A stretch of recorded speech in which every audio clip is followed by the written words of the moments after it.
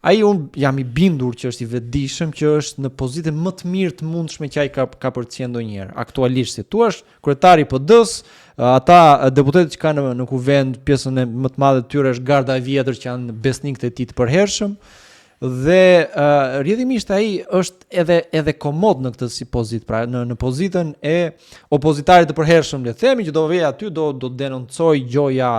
censurën e ç'a duhesh ti, aferat korruptive, narkoshtetin, gjitha këto me radhë, por ama është totalisht I vetëdijshëm që ai kurrë nuk ka për të ardhur ndonjëherë në krye të vendit, edhe sikur nesër të futen të burg Edi Rama nuk fiton Sali Berisha kryetar, me fjalë kryeministri I Shqipërisë kurrës, me fjalë aq më tepër që mbi të pastaj do vazhdojnë të rëndojnë, besoj unë, ose shpresoj edhe akuzat të tjera të Spakut, dhe prandaj